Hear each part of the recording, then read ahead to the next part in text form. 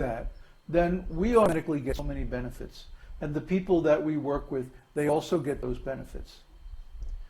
So what we're saying is, we're not teaching theoretical or theological knowledge. We're teaching a practical knowledge, a way of life. You can follow our example. You can study these books, study the information on our website, download all the scriptures, study them at home, post your questions on the forum, discuss with us, discuss with the other devotees, gradually understand how to apply this knowledge, and then start teaching others. Get a group together in your hometown or whatever. Share these videos with them, share these teachings with them, and then gradually start a community like this out in the forest somewhere where you can live a nice, pure spiritual life away from the city and all that anxiety and all that crazy.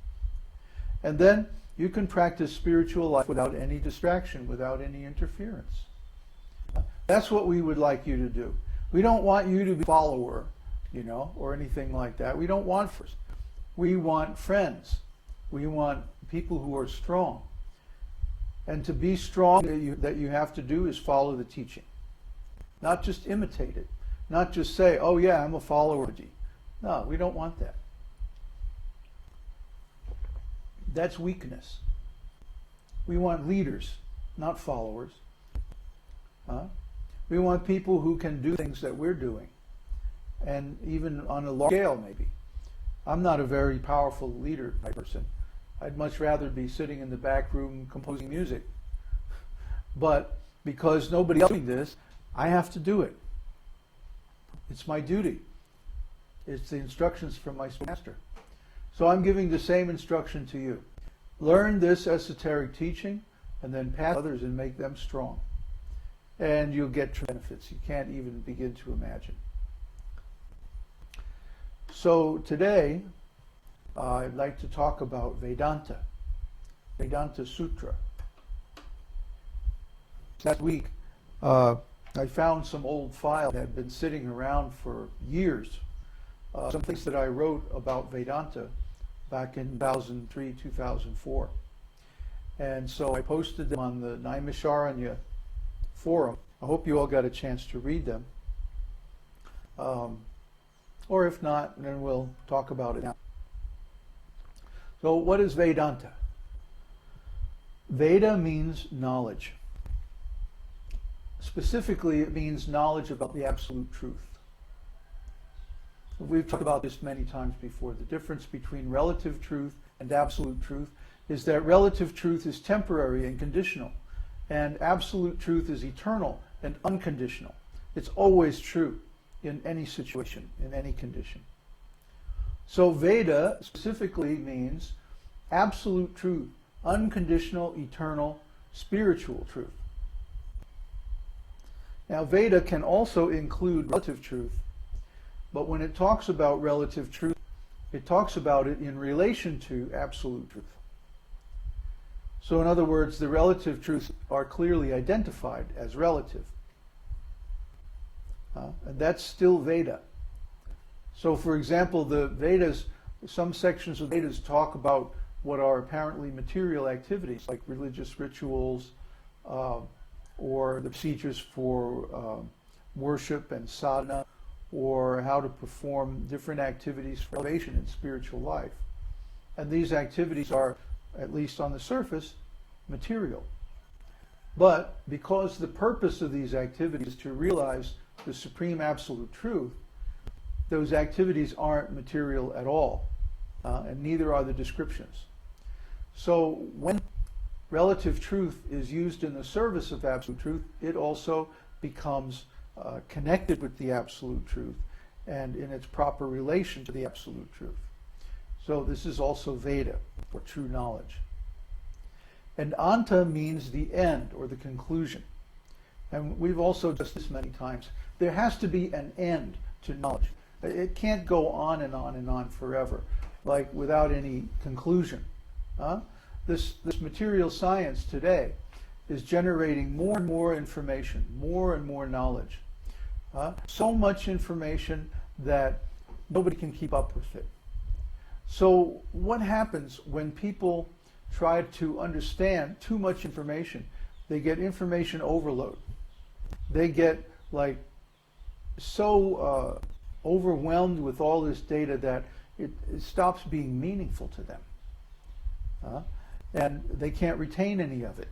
Like, can you remember what you read in the news yesterday? Probably not. Why? Because it's just meaningless information. It's stuff that's happening to somebody else in some other part of the world, and it doesn't really affect us, at least not directly. So why even bother to retain it? We hear so much information that is actually irrelevant to our existence, that when we come in contact with the Vedas or with the absolute truth, we tend to take it in the same way. Like, oh, this is just theory, or oh, it's just theology, just philosophy, just the absolute truth. But actually, if we take up this absolute truth and let it go deeply into our minds and hearts, we find that it changes our whole experience of life. It changes our whole perspective. It changes our point of view. That means it changes our consciousness. Just like right now you're seeing me from the front. But if we move the camera over there, then you would see me from the side and you would see a very different view. So similarly, when we change our point of view on life, we see things differently. We actually have a different experience. Two people in the same place at the same time can have a completely different experience depending on their point of view. I like to give the example, because I've seen it many times, in the temple. I used to live in a farm community where they had a very beautiful temple. And people would come in, and like one person would be standing there like, oh, Krishna, and having this beautiful experience.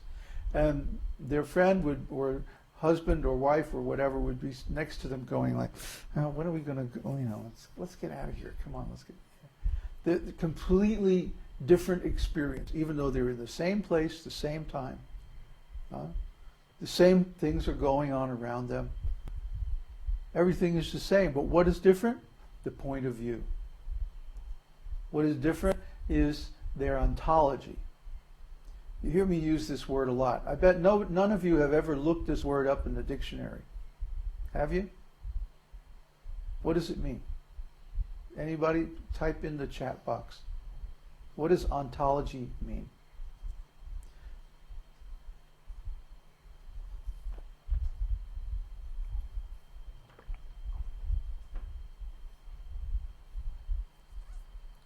Dictionary gives many different meanings. That's a cop-out. That's a cop-out. What is the main meaning of ontology? The branch of metaphysics. That's too vague. With the nature of being. Ah, Our frame of reference. yes. Frame of reference. A frame of reference is the same as a point of view. Just like the frame of reference right now on the picture here is, I don't know how far you have it zoomed in, but it's about like this, right? So similarly, the frame of reference with which we view the world determines what we can see. If something is within the frame, we can see it. If it's outside, we can't. Just like I'll never forget the first time I saw my spiritual master, Srila Prabhupada. He was chanting with some of his students in Tompkins Square Park in New York in 1966. I was on my way to a recording session or something, and I was walking by, and here are these people all dressed in orange, and they're singing this funny song, and a couple of them were dancing, this weird dance I've never seen before. It was the 60s, right? And it was Greenwich Village. So, like, anything could happen. So, it wasn't too unusual for me to see these people, but I wondered about it because I had been reading books on yoga and meditation and stuff like that. And obviously, these guys were some kind of monks or religious people, and they were doing some kind of spiritual process, but I had no information about that process. It was outside my frame of reference. So even though I was studying philosophy, I was reading books about yoga, Autobiography of a Yogi and stuff like that, I had no information on what these people were doing, and so to me, it was meaningless. When something has no value to us, we say, oh, it doesn't mean anything to me. Isn't that right? So when something is outside of our frame of reference, it has no meaning to us. The meaning comes from the context. And if we have no context for a certain idea or a certain experience or a certain kind of relationship or whatever, then we say, oh, it doesn't mean anything.